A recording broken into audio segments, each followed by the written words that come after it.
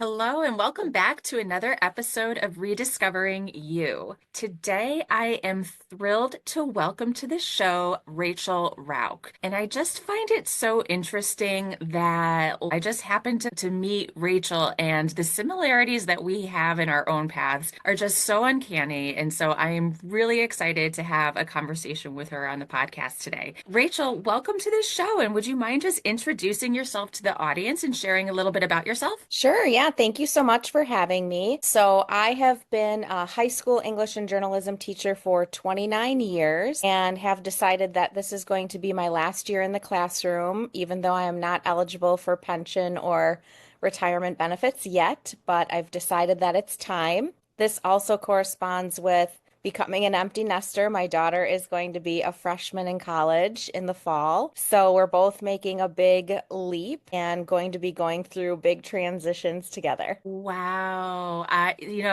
Everything you just said, I resonate with so much. Can we talk a bit about your decision to leave education at this point in your career, knowing that you are not eligible for your pension and having put in so many years? What made you decide to take that leap? Yeah, absolutely. It's been not an overnight decision. Definitely have been feeling a pull for at least 3 years, I think. 29 years is a long time to dedicate yourself to one profession, especially I think a profession that has changed so dramatically in the last 3 decades. I mean, when I think about when I started and there were barely cell phones and barely computers, and now that has kind of overtaken the educational landscape. So that I think coupled with just other changes in education, both politically, socially, I think changes in students post-pandemic, even though we say like, oh, we're past the pandemic now, everything's fine. I'm not so sure about that. Just kind of the repercussions of what we have seen and changes in behavior and expectations on teachers and changes in students where like we just heard there's this rumor going around school that one in every four freshmen coming into the high school has, quote, paperwork, meaning that they all have sort of, diverse needs, which we are used to dealing with, but not at that level, I think, with no extra support. So, I've been feeling that sort of pull to use the skills that I have gained over all of these years just in a different way. So I still do not have a job signed on the dotted line, although I've been negotiating toward a certain position and it's becoming more clear now. But I knew that once I made the decision, because I had been applying for positions over the last 3 years, and at 51 years old, I guess I did not realize or think about I might not be as marketable, even though I have a lot of skills. That's kind of a scary age to employ someone. And sometimes people think you're overqualified. Sometimes people think you're going to want to match your current salary.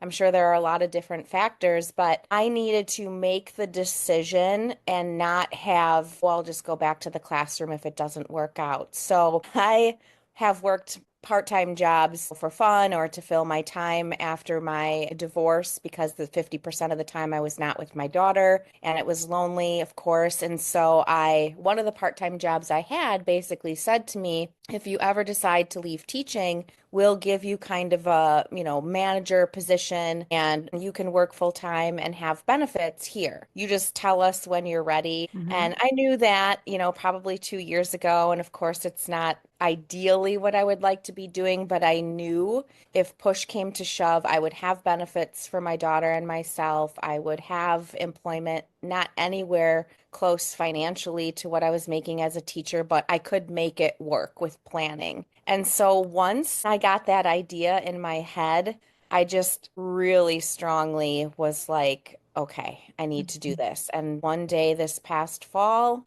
I just kind of said to my significant other, I think I need to make the decision. And we talked about it, had been talking about it. And then it was like, even after I had written my resignation letter, I think it was in early January this year, kind of when all the people who are retiring write their letters. And I got an email that said, the school board has approved your resignation. And I was like, whose resignation? Like, even though it was totally my decision and I wanted it to happen, it was that moment of finality where I was like, okay, you have to go Ooh. now because like other people are involved. But when you have that sort of back against the wall feeling, it really motivates you to put on the burners and go forward because I think I hear from many of my colleagues who obviously have been in education a very long time as well, just kind of saying like, I just have to make it 4 more years. I just have to make it 5 more years. My pension will be there in 4 years. Although it won't be as big as if I stayed. I have investments that can sit there and wait. And I don't know. I've been listening to a lot of the universe say like money is energy. And Mhm. I know it wouldn't have been possible for me 5 years ago going through a divorce to make this decision, but I have the supports in place now that I'm able to. It's like everyone I've been talking to, their message just seems to be like, don't live with regret. I Yes. went to a funeral about 2 weeks ago for someone who I used to eat lunch with at school every day. And she was in retirement for 10 years, had been retired, and it was the first person who I taught English with to pass away. And it Mm. was just such a reminder of like tomorrow is not promised and I have been living like my life is on hold. I feel like I'll do it when and I'll do it when I'm retired and it's like that's 10 years from now Right. and Long time. nothing is promised. Right.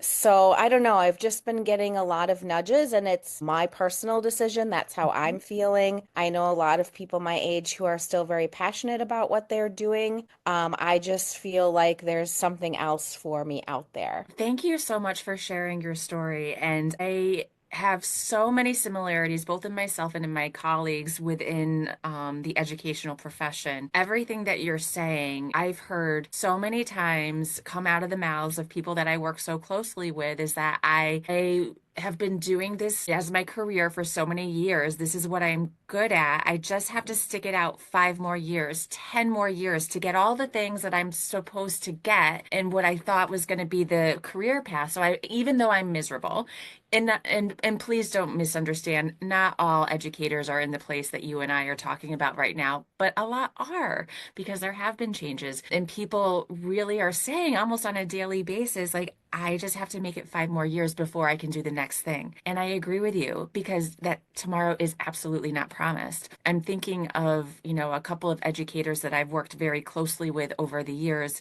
who've done everything right as far as saving for retirement, working the correct amount of years to get the correct ratio from their pension, everything to the T.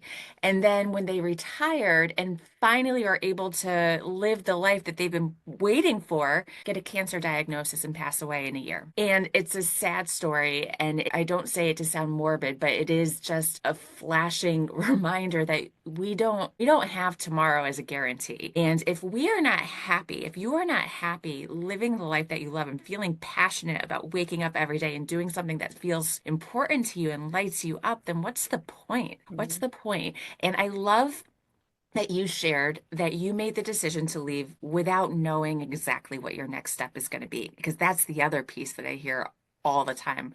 And I myself felt the same way as I know that this isn't meant for me long term anymore, but I don't know exactly what it is, but I'm going to make a decision and I've got to figure it out. And trusting that the universe will provide to you the signs and signals and the things that are going to help you move along in the right direction. You mentioned that you had lots of nudges along the way, like lots of nudges. Can you speak a little bit more about like what some of those nudges were for you? So the funeral came after I had made my decision, but I feel like it was kind of like a final reminder. But because I think we started our podcasting journeys at about the same time, and I interview a lot of former colleagues who are now retired, but then also former students who are kind of in their 20s Mhm. doing their thing, have amazing stories. And it was like every interview I had, they were saying things where I was like, okay, that's what I needed to hear. And it wasn't just people who were on the other side who were Yeah. retired who were saying like, it's the good life, like so glad I made the decision. It was these 20-year-olds who were talking about like one student is a professional volleyball player in Europe and he's played in 17 different countries. And he said, like, I had to give up a long-term relationship in the middle of my career because I knew there was no other time I was going to get this opportunity to do what I'm doing, to play the sport that I'm passionate about. And I was just like, okay, this is a boy in his 20s, right? Who Mhm. I've known since he was 16, who is saying, like, don't wait. And sometimes you have to sacrifice things and do things you're unsure of. He came home and kind of did some soul searching and wasn't sure that he was doing the right thing. And for whatever reason, decided to follow the path that he was on. And it was like every single person I was talking to was saying, like, this is the right thing. You're doing the Yeah. right thing.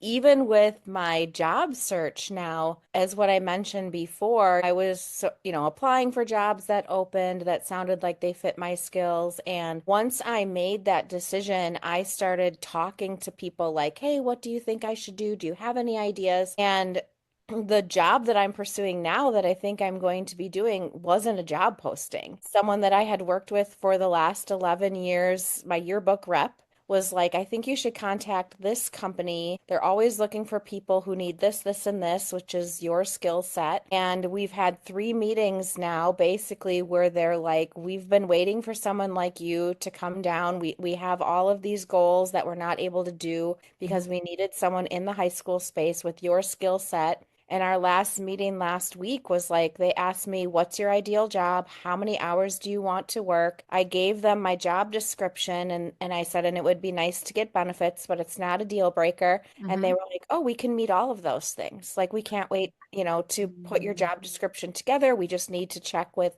people who are already on staff. And I was like, this isn't real. These are like the things that you hear about, like on podcasts and things where people are like, I just manifested it. Like, I just quit my job and the exact job that I wanted appeared. And I'm like, okay, well, I'm not going to celebrate until it's signed on the dotted line. But like, that's what's happening. And so it does feel Cool. very surreal. But I think that that's a beautiful example about how when you decide what you want and you articulate it in a way, whether it's the amount of hours you want to work, the skill set that you have that you want to utilize, whether you want benefits or not, when you are specific with what you want, even if that position doesn't exist or even it will come to you when you are specific and deliberate and that is where you focus your attention. It really works. And you might not know that that position is going to happen or what it's going to look like, but it will come. And it's amazing. And I love hearing stories exactly like yours where the universe literally answers your call. That's so I, cool. I never thought that that could happen. I heard the same kind of message when I was ready to start dating again after my divorce, and people were like, write down, on a sheet of paper exactly what you want, exactly what you Mhm. won't settle for. And I was like, ridiculous, Right? And I did, online dating for a while, and I was like, this is just never going to happen. And it did. Like every single thing that I had wanted in a partner and more Hmm. showed up. And I think, yeah, if you really sit with the decision and you are very serious about, like, I am not going to compromise my happiness, I'm not going to settle. And I think at this age, too, I've learned like what settling looks like, both relationships and employment. And if you've already been there, you're like, I'm not going back there. And Hmm. so if you get serious about it and you start putting those messages out there, I've heard that from so many other people. And I kept thinking, oh, I wish that would happen for me. And now it might. So I guess I'm just gonna do it. But now you're going to be the inspiration for other people. And I truly believe that you are living by example. You're showing that this stuff isn't just woo-woo, like mystical things that only a handful of people can make happen. Anybody can do it. Anybody can do it. And, we're just regular people, you and I, and we decided that we wanted something different. We put some parameters on what that was. You just go for it and it happens. It's a really cool thing. I want to ask you another question about this. When you actually officially made the decision to resign, I want to know about what that moment was like. Was there anxiety? Was there worry? Was there relief? Like what was it like for you? Definitely very mixed emotions. There was a wave of relief. I think I actually slept well that night, but then the next night I was like, oh my gosh, what did you just do? Because 29 years of doing the same thing, that's why we say if when we're in our comfort zone, there's a certain amount of contentment that comes with that and a certain amount of safety. But then when that no longer matters to you as much as your happiness and your fulfillment, and like you said, how you feel when you wake up in the morning, it's definitely like, am I going to regret this? Mhm. I'm leaving money on the table. Mhm. Is that more important to me than my quality of life? And there was just that moment where I was like, no, it's not. And I think because of changes that I went through in my life, my priorities had shifted. And I was really looking at all the things that we were saying about, like, on a sheet of paper, what do you want your next chapter to look like? And I'm sorry, but money was not at the top of the list. Having shelter and Yeah. providing for my daughter and all of those things. But you can do that on less of a salary than I've been making. And Mhm. I think I've been surrounding myself with people who all have the same mindset, or like this like scarcity mindset around money. I think Mhm. maybe is a thing in teaching, because always feeling like we're not, like we didn't go into it for money, but then you see all these things on social media saying like teachers are underpaid and they deserve more, and you get into this weird scarcity mindset, but then you realize like what I'm making I can live on, and Yeah. I can live very happily on. And again, everybody's situation is different. And I've gone through stages where I could have never made this decision, but I got to a place. And again, I put myself through college working three jobs. And Mhm. as a single mother, I picked up part-time jobs on top of teaching full-time. So I know what it means to work hard, but I also know that there is always a way to make money. And so I just started to look at it differently, but Mhm. it didn't, yeah, it was very, very mixed. Like there are going to be people who think I'm absolutely crazy Mhm. doing this at this point. But then, like you said, I think if I take all the right steps and I'm living by my values, there are going to be people who are like, "Oh, I wish I would have done that too." I really feel that. And you are now living in the vibration that is more in alignment with your true goals and passions and values. And so you are naturally going to attract the people that are going to celebrate you and be cheering you on and validating that you are on the right path and doing the right things. And, maybe some people are going to drop out that don't agree or understand with what you're doing. And is that necessarily the worst thing in the world? Probably not, you Yeah. know? Yeah. So I know that you have been inspired to start a podcast too. And I was hoping you could share with the audience what your podcast is, what it's all about, and who you hope to serve in speaking through your podcast. Sure, yeah, thank you. It's called Life's Next Lesson Plan I because love that.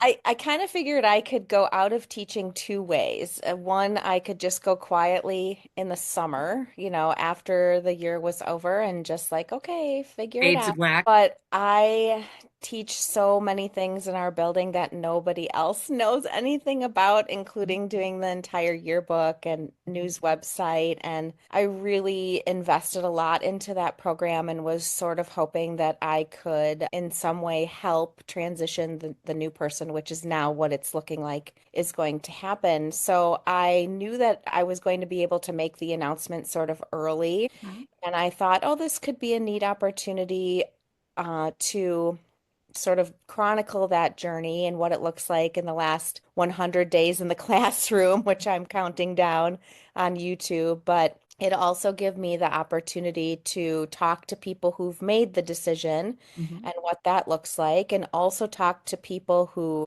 I know personally are in the boat of like, what do I do next and how do I do it? And then even just like again with my daughter going through the tough decisions of like, what do I want to do with the next, with college, and what do I want to be when I grow up, even though I'm only 17 right now, how do I make that decision? And so I thought talking to the students who had made that decision and are now out into the world, what did that path look like for them? And all of their stories, because one of the things I teach is journalism and English. It's all about storytelling. Is I have found that all of their stories are inspirational to Mhm. people looking, just like, how did you get to that journey and what obstacles did you overcome? Because everybody's story has obstacles, as Mhm. bright and shiny as it looks like in a package on social media.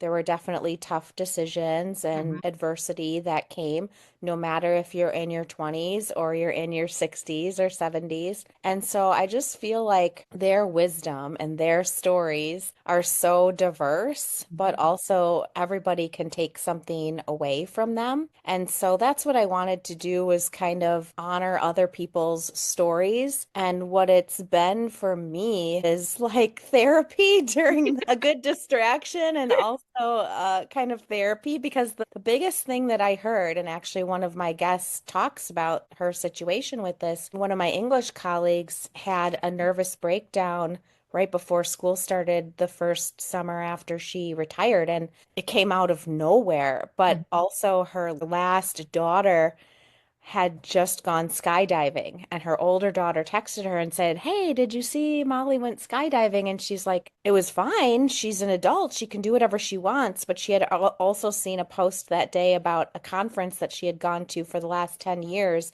and she was no longer going to. And she said, "I don't know, just in that moment, I just collapsed." Wow. Yes. And everybody says this like identity shift, going from, what do you do? I'm a teacher, and saying that for 3 decades. And, what are you? I'm a mother, Mhm. to going to an empty nest. And I was like, okay, both of those things are going to happen to me at the same time. And I think the podcast has been just, beneficial for me selfishly, right? Yeah. But also, if anybody else is going through those types of conversations in their own mind and they're looking for wisdom, all of these stories, I think, provide that. And then I do some solo episodes as well every other time. And, I've talked about everything from how to manage your energy and time Mhm. to how to start your own side hustle, and how to find what you're passionate about, and how to align your life more to your values. So it is kind of just like talking to a screen to help me, talking to just all these people who I know have really interesting paths and stories. And if nothing else, it's kind of given me a distraction during an emotional time, because I tend Mhm. to get in my head for Mhm. too long, and I could see how I could overthink my decision and go back and forth. And there just hasn't been a lot of time to do that because I'm focusing my energy on this. That's beautiful. Yes. And I totally can relate to getting stuck in your head too. And then like all of the like that voice, like, oh, are you doing the wrong thing? And I agree with you though about your podcast, the power of storytelling and lifting up other people's voices. And there's so much inspiration when you take the time to give platform to other people to share their journey, share their obstacles, because I truly believe that we are more similar than we are different, and that we can find ourselves in the stories of other people, no matter who they are or where they've come from. And it is therapeutic, right? Yeah. It's just so healing to connect with others on such a beautiful level, and to share space with them. It just from my own experience too, every single time I record a podcast with a guest, I always leave feeling better than when I started, always. And Mhm. so that is a gift. Like that's beautiful. And to know that your podcast is helping other people and giving them ideas and tools and inspiration through storytelling, that you're making a difference and you're not afraid to take up space in the world and to be like, yeah, this is me, this is who I am. I've made this decision to leave. I'm not going to go quietly into the night, and I'm going to speak my truth, and let's do this, because people are really going to resonate with your story and with the guests that you have on your show. Thank you so much. Yeah, it's sometimes, just like when you're in the thick of working a full-time job and then doing this and then also trying to job search and calm my daughter's nerves. I'm like, what am I doing? But ultimately, yes, it has been positive. Yeah, yeah. And so for your next steps, I'm wondering if you can just give a little bit of insight for the listeners about like when you were thinking about what you want for your next chapter, what were some of the qualities or parameters? I know you mentioned that you wanted to have like certain hours and benefits, but were there any other other sorts of parameters that you had just to give a flavor of what it might look like for somebody. Yeah, for sure, because that took some time for me. I kind of went back and forth. Like I only want to work outside because I've been stuck in a building, Mhm. right? Or like I don't want to do anything related to teaching whatsoever, right? So that kind of went through a lot of iterations and I'm like, okay, let's just sit with this for a few months and really think about it. And I have always commuted a really long way to teach. And Mhm. so I like being in my car because that's my educational time that I listen to podcasts, but I do not want to be in my car 2 hours a day. Mhm. So one of the requirements I wanted was more of a hybrid position. I Mhm. like getting out and interacting, but also I like having my dog and my cat at home and not being on the road, gaining those 10 hours a week back. It's a lot. So yeah, it was really a requirement when they asked me like, are you someone who wants to be in the office every day? Are you someone who's okay working with home? Most of their positions are remote, and then with the opportunity to come into the office once or twice, but maybe not even for a full day. And so that was perfect. But in my mind, I knew I did not want to be stuck in a building, being told by bells when to eat and go to the bathroom, and being able to take a walk in the middle of the day with my dog if I needed a break from work. So that was a requirement. And then also I did come back to especially, I think, because podcasting reminded me I wanted to do something with my journalism skills Mhm. because I've taught English for 29 years, but I've only taught journalism for 11 or 12. And I was a reporter in high school and I was a reporter in college, and then I didn't do anything with journalism while I was teaching English until a journalism position opened and I took it. And that has been one of the best parts of my job is working with kids who this is what they want to do and getting them internships and getting them scholarships and getting them amazing opportunities to sort of pave their path. And those are some of the students that I've had back on my podcast who just, I would love any of their jobs. I would love any of them to hire me. So I kind of knew after thinking about it that I still wanted to kind of use my journalism skills. Now, I'm definitely using them in podcasting. I'm Oh, for sure. definitely learning a lot in building my YouTube channel, which has a lot of journalism stuff on it. I think I will have to help the new person transition. So, like educational consulting, just a little still, maybe teaching some lessons based on journalism. So, it kind of seems like that is going to be it for the immediate future. Down the road, I looked at one retirement community in the South where we're thinking of moving, and they need a reporter, they need a content creator. And I thought, okay, that's probably a fun path. And, it doesn't hurt to add podcasting skills to your resume. No. And thank you for giving those examples because I think, sometimes people can get caught up in their heads about like, I don't know how to make parameters, but really it can be as simple as I want a hybrid position or, like that, or I want to be able to create my schedule. I want to work these types of it can be very tangible things like that. And I love how you're also talking about just repurposing what you're already good at into something else. Because I know a lot of my teacher friends and educator friends are very worried about like, quote unquote wasting all of their education and all of their expertise that they've gained over the years. And I'm here to tell you that no, it's not wasted time at all. Like there is a market for the skills that you've cultivated over these years, and it could be reimagined in 101 different ways. You just need to be able to put yourself out there, be open to opportunities like what you were saying. Like, I want to move down south, and oh my goodness, they need a content creator. There you go. Like, and as you said earlier, there's always a way to make money.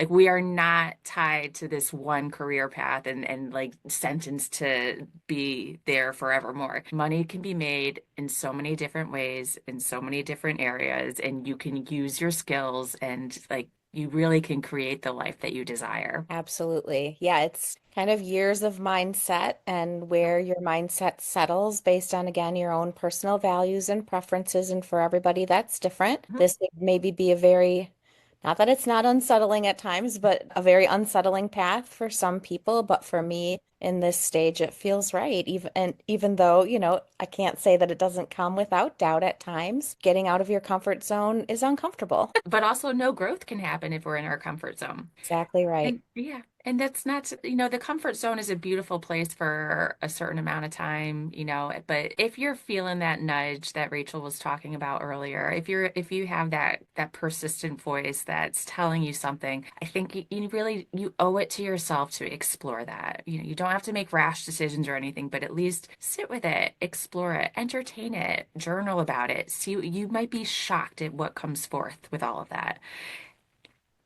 Rachel, I'm wondering if you could share with the listeners how people can find your podcast, how they can find your YouTube channel, and start learning more about your journey. Sure, absolutely. I do have a website, lifesnextlessonplan.com, and that houses a lot of my resources, all of my podcasts, which those are also on Apple Podcasts and Spotify and YouTube. My YouTube channel is also Life's Next Lesson Plan.